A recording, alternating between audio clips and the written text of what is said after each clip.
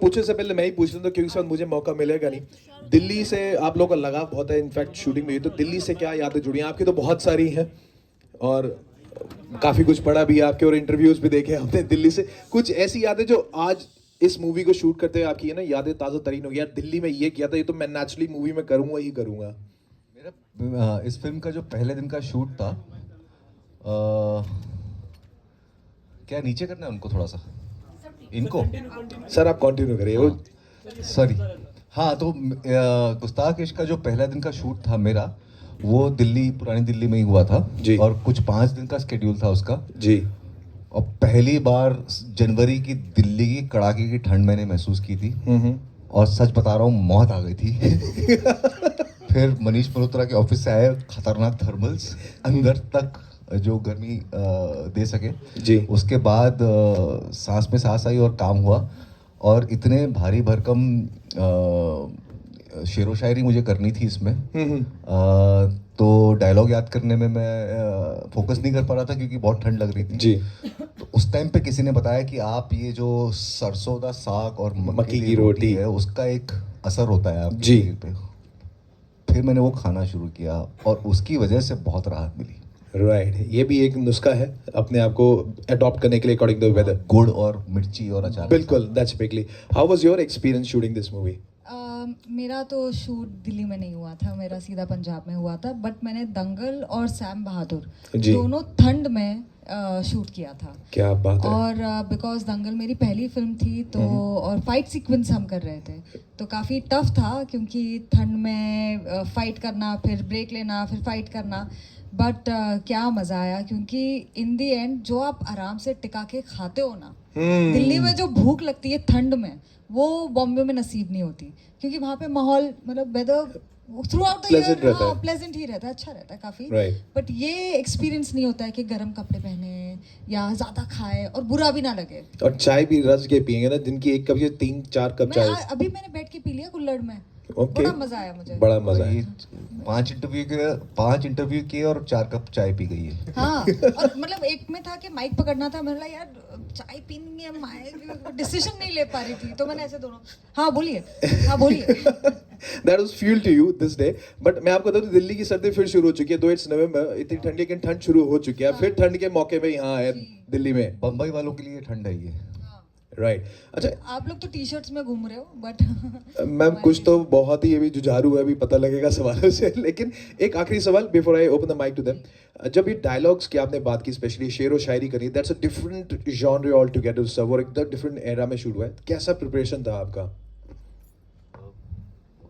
कुछ नहीं, वापस किताबें खोली जो नाटक के दिनों की या फिल्म स्कूल के दिनों में जो किताबें इकट्ठा की थी, जो मैं पढ़ता था एक टाइम पे, उससे लेकिन टच टूट गया था जी। उसको वापस निकालना पड़ा क्योंकि पढ़ना है मुझे शेर व शायरी, और पढ़ना किसके सामने है, नसीरुद्दीन शाह के सामने पढ़ना है। तो एग्जैक्टली।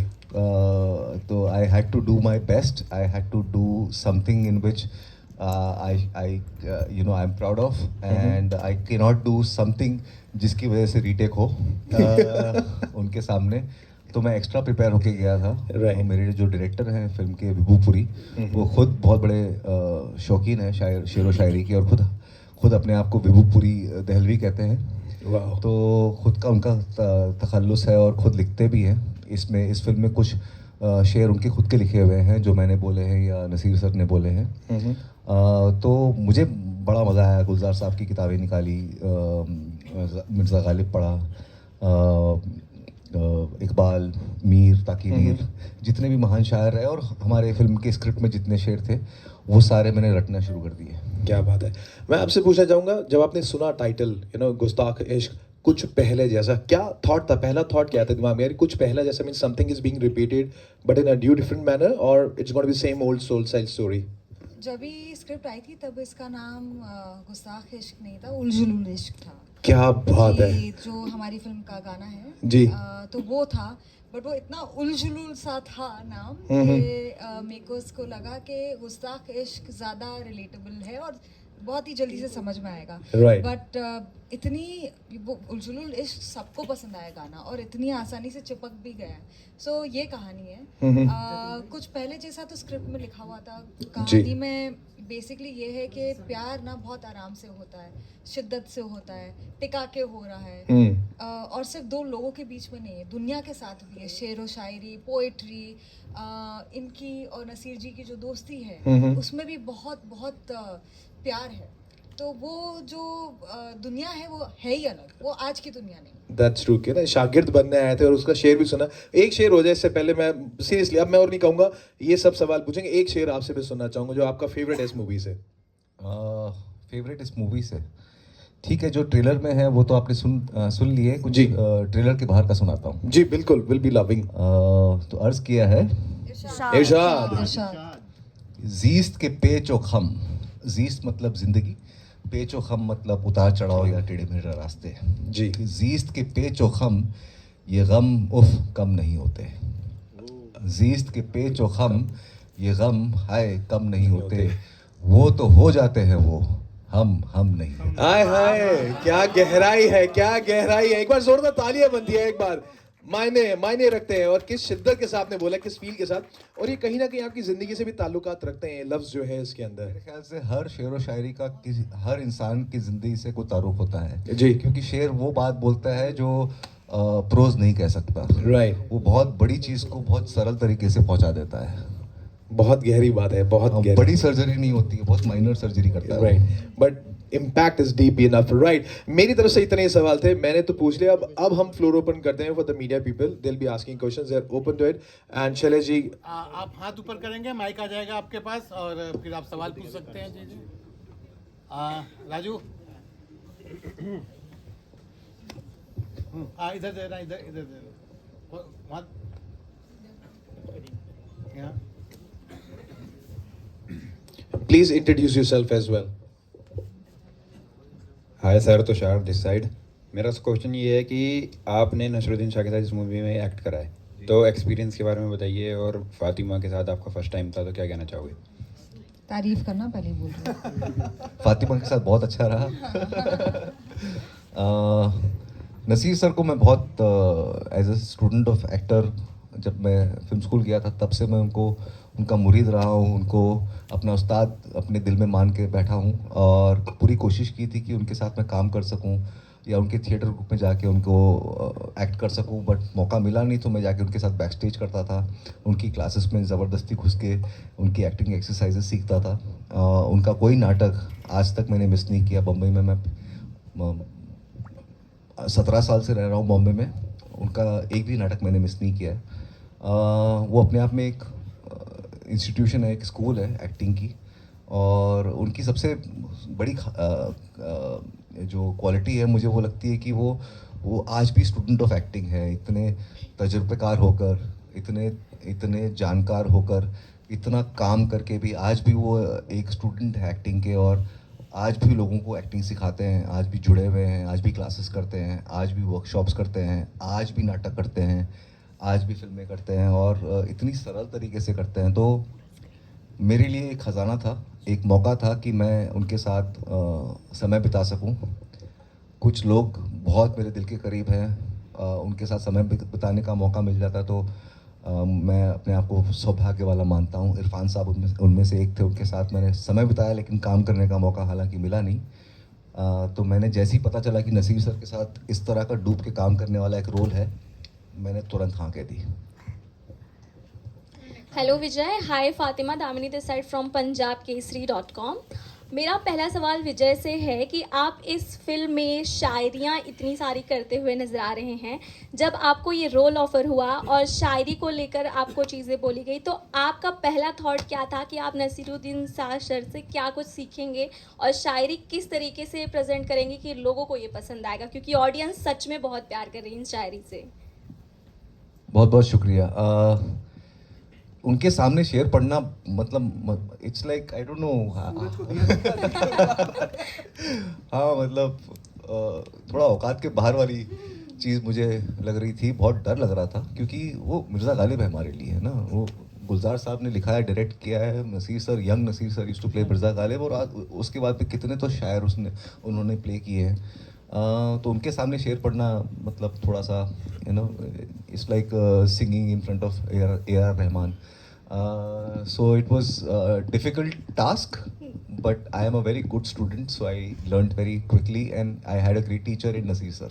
ओके फातिमा, इसका जैसे टाइटल और टैग ही है कुछ पहले जैसा, तो इस टाइटल और टैग से आप किस एक्टर या किस एक्ट्रेस की लव स्टोरी को रिलेट करती हैं और किसको इंस्पायरिंग मानती हैं? Guru Dutt and Nargis ji, I think even look wise and उन्होंने जो काम किया है वो सब इतना इटर्नल है। अंदर मधुबाला जी की फ़ोटो थी, वो आज भी ब्लैक एंड वाइट में है और एक रैंडम मोमेंट है, बट जब आप देखते हो उसमें इतनी लाइफ है जो मुझे नहीं लगता कि हम वैसे रेप्लिकेट भी कर पाएंगे। हेलो सर, मैं उदय हूँ नवभारत टाइम से। This side, over there.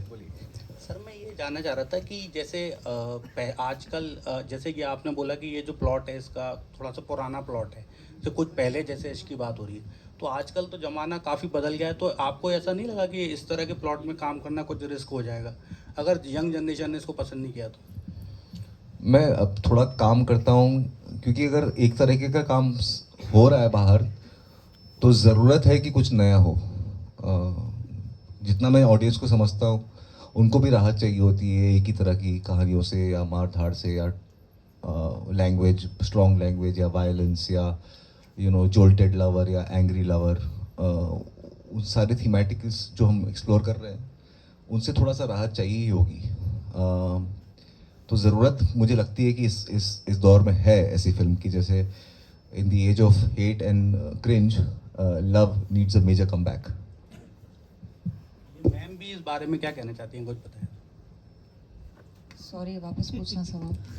मैं अपने सोच में चली गई थी, मैं थोड़ा पहले जैसे चीज़ों के बारे में सोचने लग गई थी। हाँ जी।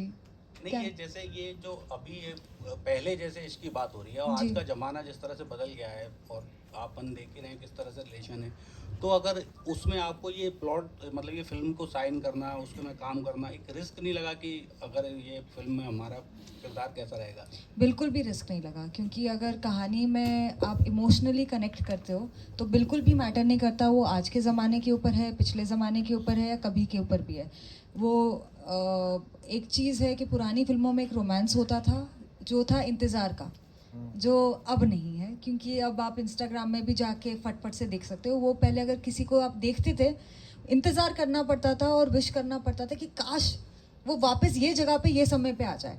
तो वो इंतज़ार का जो मज़ा था ना, वो मिस हम करते हैं। तो ये फिल्म के ज़रिए ऐसी बहुत सारी चीज़ें जो हमें करने का मौका मिला, और कितने लकी हम कि ये टाइम पे एक ऐसी दुनिया में जाने का मौका मिला जहाँ पे हम एक पुराने किस्म का इश्क हम कर रहे हैं और मौका मिला है। Hello sir, ma'am, this side Simran yo hi Simran. From Filmistan. मेरा क्वेश्चन आप दोनों से ही है कि ये फिल्म की वाइब जो है वो सैड भी दिखती है, रोमांटिक भी दिखती है, जैसे हमने ट्रेलर देखा, तो थ्रू आउट द शूटिंग आप दोनों का फेवरेट मोमेंट क्या था फिल्म के अंदर? वैसे यही तो ज़िंदगी है, सैड, रोमांस, मेलनकली, खुशी, ह्यूमर, शारिब है इसमें। तो बहुत ही बेहतरीन एक्टर है, और जैसे ही वो आते हैं इसकी स्क्रीन एकदम लाइट अप कर जाती है। तो बाकी एक क्वेश्चन मेरा भी है, पूछिए। आपकी लाइफ के लाइव एक्सपीरियंसेस कुछ काम है, मतलब पास में कभी ऐसा हो जो इंतजार की आपने बात की कि बहुत गहरी बात है कि इंतजार में ही प्यार है, कभी ऐसा इंतजार आपने किसी के लिए किया हो जो आपने वहाँ फिल्म में यूज किया? नहीं, फिल्म में मैं यूज़ नहीं किया, ज़िंदगी में बहुत यूज़ किया है। इंतज़ार करने में बड़ा मज़ा आता है मुझे, क्योंकि कोई चीज़ आसानी से मिल जाए ना, जी, तो फिर बड़ा कद्र नहीं होती उसकी। हाँ, उसकी कदर नहीं होती। और क्या मज़ा है। देखो, जब तक आप सोचते हो ना कि कुछ होने वाला है, होगा कि नहीं होगा, उसे पसंद करते हो नहीं करते हो, वो आपको पसंद करता है कि नहीं, उसमें बड़ी excitement. The butterflies in stomach, वो अभी वो खत्म हो जाएगा तो छी। मैम, मेरा एक और सवाल था आपसे कि सर की तो शायरी हमें देखने को मिली, क्या आप भी इसमें शायरी करते नजर आएंगी? नहीं, मैं चुप हूँ। खुद एक शेर है इसमें, बब्बर शेर। Hi guys, I am Yatin Raj from HM digital reviews. मेरा सवाल एक्चुअल में फिल्म को लेके ये है कि आप इस फिल्म से विजय एंड फातिमा दोनों क्या मेमोरीज लेके जाएंगे अपने साथ, जानना चाहूँगा मैं। मेमोरीज क्या क्या लेके जाएंगे थ्रू द फिल्म? कि मुझे काम करने का मौका मिला नसीर जी के साथ, विजय, फिर ऐसे गाने लिखे गए मेरे किरदार के ऊपर, आप इस धूप में, लिखे गए गुलजार साहब से और विशाल जी ने कंपोज किया है। तो इससे ज़्यादा खूबसूरत बात, और ये वापस मौका मिलेगा कि नहीं पता नहीं, तो मैं तो बहुत खुश हूँ। क्या मेमोरीज लेके जाएंगे? मेरे ख्याल से जो पिछले 1 महीने से मैं प्रमोट कर रहा हूँ उसमें मैं रोज़ सुबह उठता हूँ, मनीष मल्होत्रा के कपड़े पहनता हूँ, उनके मतलब उनकी ब्रांड, रोज़ पहनता हूँ, घर जा, और अगले 1 महीने तक यही होने वाला है मेरे साथ। आज तक मेरे साथ ऐसा नहीं हुआ कि मैं इतना कुछ और मैं अपने घर में घूम रहा हूँ। तो ये मैं सबसे बड़ी यादगार मेरे साथ रहेगी, हालांकि मजाक है। मैंने जैसे बताया कि इतने शातिर, इतने ज़बरदस्त, इतने धुरंधर, इतने कमाल के कलाकार एक साथ आके जुड़ते हैं, दोबारा ऐसा होगा नहीं होगा हमको नहीं पता। तो ये एक मेमोरी तो बनी गई। मेरे ख्याल से इस फिल्म के ज़रिए मैं मेमोरी लेके जाने से ज़्यादा मेमोरी दे के जाना चाहता हूँ। एक और चीज़ मैं कहना चाहूँगी कि हम लोग कल से प्रमोशन कर रहे हैं, फिर ट्रैवल करके आए, बिल्कुल सोने का मौका नहीं मिला, पर जितने भी हमारे इंटरव्यूज़ हुए या जो भी मीडिया के साथ इंटरेक्शन हुआ है ना, सच में बहुत मज़ा आया है। जो सवाल पूछे गए, इतनी मस्ती है यहाँ की हवा में, इतनी मस्ती है सवाल में भी। तो thank you so much. Thank you as well. Hello, मेरा नाम राजेश है, मैं टोटल खबरें से हूँ। इधर विजय जी सामने, इधर फ्रंट है आपके, बिल्कुल सामने, इससे ज़्यादा सामने और क्या हो सकता है? एकदम बिल्कुल है। अच्छा, आपने जो है कि आपका जो है कि दिल्ली का जो है, और सना आपका जो है कि पंजाब का जो है, क्या आपका एक्सपीरियंस रहा, थोड़ा उसके बारे में शेयर करिए शूटिंग के दौरान। क्योंकि विजय ने बताया कि दिल्ली में जो साग खाया उन्होंने ठंड में, और आपने कौन से मौसम में वहाँ पे शूटिंग की, उसके बारे में। ठंड में शूट की, बिल्कुल जनवरी में, और बहुत बहुत ज़्यादा वाइट मक्खन और मकई की रोटी इतना खाया कि मतलब मैं सब्ज़ी के साथ नहीं खाती थी, मैं रोटी और मक्खन ही खा रही थी। एक पॉइंट के बाद ऐसा हो गया था कि बॉडी ने बोल दिया था बस बहन, अब कुछ नहीं जाएगा पेट में। तो मेरा दिल्ली के बाद पहला जो काम शुरू हुआ था वो अमृतसर गए थे हम लोग। तो जैसे ही वहाँ पहुँचे उसी रात को हम लोग पहले तो गोल्डन टेम्पल में जाके हमने मत्था टेका, वहाँ पर लंगर में खाए भी और सेवा भी की। मेरी टीम के लोग, रसूल पुकटी जो साउंड के फिल्म के साउंड डिज़ाइनर हैं, मेरे डायरेक्टर विभू पुरी और काफ़ी सारे लोग जो प्रोडक्शन से थे, हम सब गए वहाँ पर से काम हमने सर टेका और उसके बाद में काम शुरू किया। पहली बार पंजाब जाना हुआ, इतने साल से मैं काम कर रहा हूँ लेकिन कभी मौका मिला नहीं, तो पंजाब पहली बार देखना हुआ। वहाँ के लोगों का, वहाँ की भाषा का, एक कमाल की चीज़ वहाँ पर मैंने खाई है जिसका नाम है फ्रूट क्रीम। ये बॉम्बे पहुँची नहीं है अभी तक भाई साहब। फ्रूट क्रीम के चक्कर में ना ये जो हल्का सा पेट निकला है ना मेरा पूरी फिल्म में, वो फ्रूट क्रीम का है। पंजाब में तो और भी खाने काफ़ी फेमस है, क्योंकि कुलचे ही वहाँ के बड़े। उसके बाद हम लोग पटियाला गए, वहाँ पर क्या होता है आपको पता ही है। हाय विजय, पुष्पांजलि फ्रॉम बॉलीवुड कट अनकट। आपने फिल्म में इतनी सारी शायरियाँ बोली हैं, तो ये जो शायरियाँ थी याद करने में कितना टाइम लगा, या फिर वन गो में ही सारी? शायरी का एक ही है, आपको ये शब्द तो 8, 9 या 10 के बीच में रहते हैं 2 लाइन में, लेकिन दिक्कत ये है कि उसको आप 50,000 तरीके से बोल सकते हो। अब आपके क्या उसमें मतलब है, वो आपको ढूंढना है। आप कहाँ पर एम्फेसिस देना चाहते हो, कहाँ पर आपको पॉज देना है, कहाँ पर खींचना है, कहाँ वज़न डालना है, किसको खींचना है, कहाँ किस पे आपको किसको रवानगी में निकालना है, वो सारे वहाँ पर नसीर सर का काम बहुत मैं देख के सीख रहा था उनको। जो मैंने अभी शेर पढ़ा था आपके लिए, जीज़ के पेचो हम, मैं पढ़ रहा था कि वो तो हो जाते हैं वो, हम नहीं होते। तो उन्होंने कहा ये हम नहीं होते, आप वज़न डालो उसमें। तो इस तरह की छोटी छोटी चीज़ें सीखने को मिल जाती है। तो जितना प्रैक्टिस करते हो उतने अच्छे हो जाते हो। जावेद साहब बोलते हैं कि बोलना सबको आता नहीं है, बोल के सीखते हैं बोलना। सना फातिमा, हाँ सना फातिमा शेख, तो ये बताइए कि ऐसा क्या खाते हैं इसके लिए ग्लो कर रही है आपकी, या फिर आप देखकर ऐसा आप क्या खा- खाते नहीं, मैं तो हैं? खाती 2 साल नहीं तरह। अरे यार, आप बताइए अपना। सफ़ेद मक्खन, मलाई, मुझे घी और मलाई बहुत पसंद है। Last question. Hi Vijay, hi Fatima, Hi. Rachna this side, Bollywood gossiping side. Ghalib की दिल्ली, गालिब मिर्ज़ा की आपने बताया जिस तरीके से गालिब मिर्ज़ा गालिब की बात कर रहे थे मैं, जैसे कि आपने बताया कि उनकी किताबें उनके पन्ने आपने खूब पढ़ते हैं, है ना। आपकी फिल्म का जो नाम है वो है गुस्ताख इश्क। मुझे ये जानना है कि जब आपने शायरियाँ पढ़नी शुरू करी तो क्या कुछ ऐसा हुआ सेट पर कि कभी आपसे कोई गलत प्रोनाउंसिएशन हो गई होगी, तो उस पर आपने किस तरीके से उसको ठीक करने की कोशिश करी हो, या आपने सीखा हो अपने सीनियर से? कुछ नहीं, जैसे आपने भी बोला गुस्ताख इश्क, वो गलत है क्योंकि उसका नाम है गुस्ताख इश्क, तो एक्स्ट्रा नुक्ते लग जाते हैं शुरुआत में, ज़रूरत जहाँ पर नहीं है वहाँ पर भी एक लगा दिया आपने, तो उस तरह का होता था और हंसते थे, आगे बढ़ जाते थे और बोलते थे कि इसको ठीक करो यार। हर जगह थोड़ी नुक्ते होते हैं, कबर होती है, खबर होती है, खबर अलग अलग है, कबर अलग है, खबर अलग है। न्यूज़ वालों को बताना जरूरी है।